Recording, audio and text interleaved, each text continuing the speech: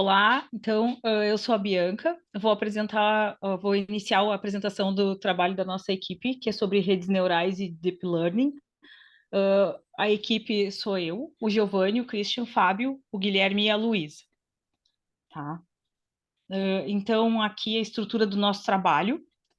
Introdução, depois a gente vai falar sobre o que são as redes neurais com várias camadas, o que é deep learning, histórias das redes neurais, exemplos e aplicações, a conclusão e as referências bibliográficas. Então, quando a gente fala em redes neurais, o que se quer dizer basicamente é que a gente quer fazer com que as máquinas tenham o mesmo efeito que os neurônios do nosso cérebro. O nosso cérebro é uma grande máquina, né? A gente aprende através das ações desde o nascimento, e assim como o nosso cérebro, a gente quer que as máquinas aprendam da mesma maneira, porque através da mesma estrutura. Então, como a gente aprende através os neurônios enviam uma informação que é sempre de sim ou não, se é para passar ou não uma informação. Eles têm a função que é de armazenar e transmitir informações. E existem aos milhares, atuam em rede, fazem um paralelismo dessas informações, né? E da mesma maneira que o cérebro consegue realizar essa transmissão da comunicação por meio dos neurônios, essa estrutura foi replicada para máquinas, né? Então, através da gente, através dos nós, que funcionam como neurônios, a mesma estrutura, a partir dos nós que funcionam como neurônios, são criadas as mesmas conexões até chegar num sistema que é totalmente interligado. Pode passar para o próximo slide, por favor.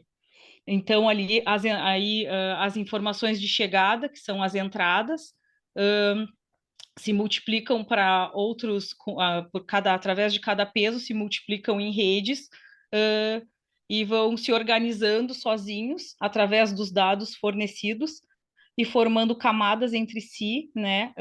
E vão aprendendo através da informação recebida entre elas, formando uma rede neural. E essa rede neural pode ser composta de várias camadas, que é o que o Giovanni vai explicar a seguir. Obrigado, Bianca. Então, pessoal, eu vou explicar um pouco sobre as diferenças entre Deep Learning e redes neurais, que embora sejam conceitos semelhantes, eles são parecidos, na verdade, eles não se tratam da mesma coisa. A maneira mais fácil de pensar em inteligência artificial, machine learning, deep learning, redes neurais, é pensar nelas como uma série de sistemas de inteligência artificial, do maior ao menor, cada um abrangendo o próximo. Uma rede neural rasa é aquela que possui apenas uma camada oculta. Isso significa que teremos apenas uma camada oculta de neurônios entre os dados de entrada e saída da rede. Basicamente, é o número de camadas de nós, ou profundidade das redes neurais, que distingue uma única rede neural de um algoritmo de aprendizado profundo, ou como conhecemos o Deep Learning. Na prática, quando as redes neurais possuem muitas camadas ocultas, trata-se de Deep Learning. Essas camadas ocultas também. Essas camadas ocultas também são compostas por neurônios, sendo que o valor de cada um será definido da mesma forma que as redes neurais rasas. Então, uma rede neural torna uma aprendizagem. Então, quando uma rede neural torna-se uma aprendizagem profunda, podemos dizer que uma rede neural com mais de 3 camadas, incluindo entradas e saídas, pode ser considerada um algoritmo de aprendizagem profunda. Em seguida, ali, o Guilherme vai comentar mais a fundo sobre o que precisamos saber sobre Deep Learning. Então, portanto, o Deep Learning ele é uma rede neural com várias camadas. O Deep Learning ela é uma sub-área dentro do Machine Learning. O Machine Learning é uma sub-área dentro da inteligência artificial. A inteligência artificial é basicamente quando a gente quer tentar fazer com que os computadores possam realizar tarefas como se fossem seres humanos. Exemplo que é o computador poder falar e aprender as coisas. O machine learning é quando o aprendizado do computador é feito através de dados, utiliza dados para resolver os problemas. Os computadores vão aprendendo e evoluindo com os dados que eles recebem. E o Deep Learning tem uma abstração um pouco maior. No Deep Learning, nós começamos a resolver problemas por mais que a gente saiba muito bem fazer como ser humanos, nós não conseguimos colocar em regras, não entendemos muito bem como a gente faz. Um exemplo é quando queremos falar ou reconhecer uma imagem. A gente só faz isso, a gente não sabe como que a gente fez. O cérebro ele faz automaticamente. É utilizado então para resolver problemas mais complexos e abstratos. O Deep Learning é uma tecnologia que ajuda os computadores a aprenderem como fazer coisas por conta própria, como reconhecer as imagens, entender o que você diz ou traduzir idiomas. Isso é feito usando algo chamado redes neurais artificiais, que são programas que imitam o funcionamento do cérebro humano. A profundidade no Deep Learning refere-se ao fato de que essas redes neurais têm várias camadas de processamento, assim como o cérebro tem muitos neurônios interconectados. Essas camadas ajudam o computador a entender informações complexas. As características distintivas do Deep Learning é a capacidade de aprender automaticamente a partir de dados brutos, sem a necessidade de extração manual de características. O Deep Learning ele é muito usado em áreas como reconhecimento facial em fotos, assistentes de voz como a Siri ou a Alexa, carros autônomos e muito mais. É poderoso porque pode aprender com muitos exemplos e melhorar com o tempo. No entanto, requer muitos dados e computadores poderosos para funcionar bem. A seguir, eu vou passar a bola para o Fábio para ele explicar um pouco sobre a história das redes neurais. Eu entendi, consegui, feito. Bom, nos anos 40 surge o conceito das redes neurais artificiais, as NRAs. Tem suas raízes nas teorias de funcionamento do cérebro. Os pesquisadores como McClure e Pitts desenvolvem modelos iniciais de RNAs, inspirados na estrutura dos neurônios biológicos.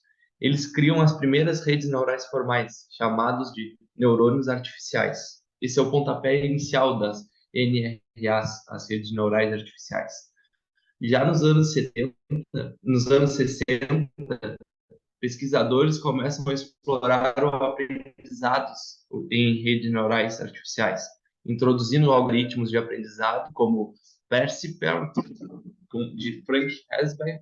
No entanto, o entusiasmo inicial em relação às RNAs é interrompido devido às limitações percebidas na capacidade dessas redes de desenvolver problemas complexos. Já nos anos 80, ressurge com o desenvolvimento de algoritmos de aprendizado mais avançados, como o algoritmo de repropagação. Essa técnica permitiu que as redes neurais artificiais superassem muitas das limitações anteriores e começou a ser aplicada em problemas práticos, em problemas mais complexos. As RNAs continuam a evoluir com a pesquisa em modelos ainda mais avançados, como redes neurais de atenção, que se destacam em tarefas de processamento de linguagem natural. Enfim, elas estão sempre evoluindo, tá? Essa é um pouco da história das redes neurais. Pode passar. Agora eu vou falar um pouco sobre os exemplos. Volta ali o slide ali, Giovanni. Aí temos o reconhecimento de imagem, que é uma das aplicações mais comuns e poderosas das redes neurais convolucionais e técnicas de aprendizado profundo. Ele envolve a capacidade de uma máquina identificar e interpretar objetos, padrões, características ou informações em imagens e, em muitos casos, tornar decisões com base nessa interpretação. Alguns aspectos importantes do reconhecimento de imagem com o CNN são pré-processamento de dados, camada de convolução, camada de polling, camadas totalmente conectadas, camadas de ativação, arquitetura famosa, transfer, aumento de dados. O reconhecimento de imagem tem uma ampla variedade de aplicações, como classificação de imagens, detecção de objetos, segmento de imagem, reconhecimento de rosto, análise médica e veículos autônomos. Aí depois passamos para outro exemplo, é a leitura de textos, ou reconhecimento óptico de caracteres. É uma aplicação do processamento de imagens e do aprendizado de máquina que envolve a capacidade de converter texto impresso ou manuscrito em imagens em texto digital editável. O objetivo principal da leitura de texto é permitir que as máquinas entendam e processem um conteúdo de processos impressos, como livros, documentos legais, recibo, placas de sinalização e muito mais. Principais passos envolvidos na leitura de texto são aquisição de imagem, pré-processamento de imagem, segmentação de texto, reconhecimento de caracteres, pós-processamento, armazenamento ou saída. A leitura de texto é amplamente utilizada em diversas aplicações, incluindo digitalização de documentos, tradução automática, recuperação de informação, automatização de formulários, assistência a deficientes visuais e reconhecimento de placas de veículos. As técnicas de leitura de texto continuam a evoluir com o uso de algoritmos de aprendizagem profundo, tornando-se cada vez mais precisas e capazes de lidar com diversos tipos de texto, caligrafias e idiomas. Outro exemplo é o reconhecimento de escrita manual, também conhecido como reconhecimento de caligrafia ou ACR. É uma aplicação importante de redes neurais convolucionais e outras técnicas de aprendizado de máquina. Ele se refere à capacidade de uma máquina ou software entender e converter texto escrito à mão em texto digital legível. As CNNs são frequentemente utilizadas para reconhecimento de escrita em coleta de dados, pré-processamento, treinamento da CNN. As camadas da convolução da CNN desempenham um papel crucial na extração dessas características. Validação e ajustes, testes em dados novos e pós-processamento. O reconhecimento da escrita manual tem diversas aplicações práticas, como a digitalização de documentos escritos à mão para fins de pesquisa, automação de formulários preenchidos manualmente, classificação de cartas manuscritas e muito mais. É uma área em constante evolução, com algoritmos e redes neurais sendo aprimorados continuamente para lidar em diferentes estilos de escrita e desafios específicos de cada aplicação. Então, no uso de dados de séries temporais para fazer as previsões sobre os resultados futuros, como previsões de mercado de ações ou previsão de vendas. As RNNs são identificadas por seus loops de feedbacks, que permite que elas processem sequências de dados, onde a saída atual depende das entradas anteriores, e também de um estado oculto interno que armazena as informações sobre as entradas anteriores. As RNNs são particularmente adequadas para tarefas que envolvem dados sequenciais, como previsões de séries temporais. Previsões de mercado de ações ou previsão de vendas são aplicações comuns das RNNs. Ao alimentar uma RNN com um histórico de dados temporais, a rede pode aprender a capturar padrões e dependências temporais nos dados, permitindo fazer previsões sobre eventos futuros. No entanto, como mencionado anteriormente, as RNNs têm algumas limitações, como o problema de desvanecimento do gradiente em sequências muito longas, o que pode dificultar o treinamento eficaz. Para lidar com isso, foram desenvolvidas arquiteturas mais avançadas, como as Long Short Term Memory, a LSTM, e as Gate GRU, que são variações das RNNs projetadas para lidar melhor com sequências longas e manter informações ao longo do prazo.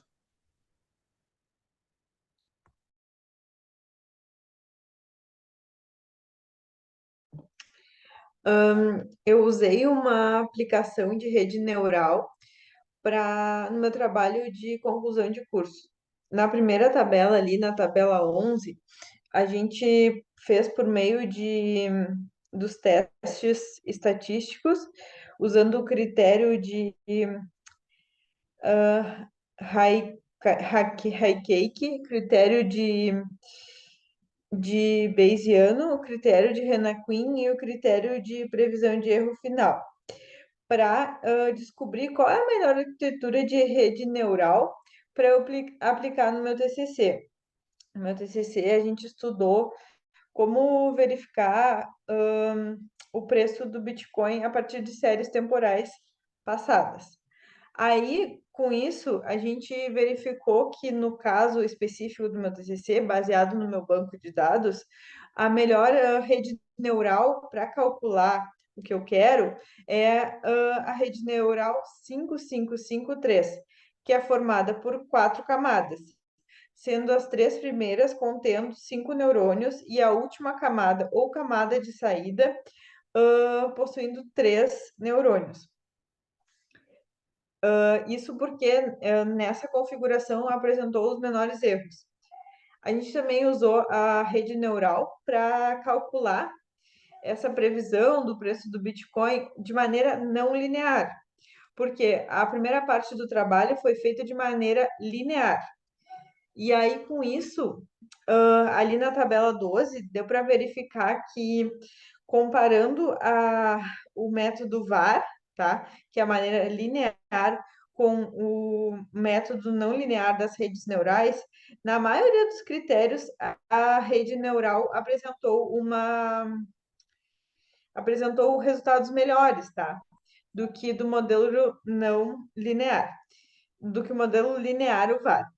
E também foi verificado que a combinação entre o VAR e a rede neural apresentou um resultado melhor ainda.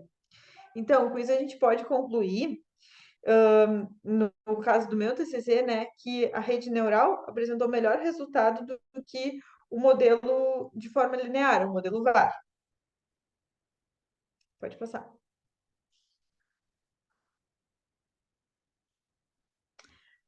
Com isso, a gente concluiu, através desse trabalho, que as redes neurais são um assunto relativamente novo, que deve ser abordado, estudado, trabalhado, porque tem muitas aplicações delas e cada vez está surgindo mais, principalmente para nós, engenheiros de produção, que temos que nos atualizar, e como no caso do meu TCC, que a gente verificou que pela essa forma não linear da rede neural de testar várias combinações diferentes, tu conseguiu um resultado melhor.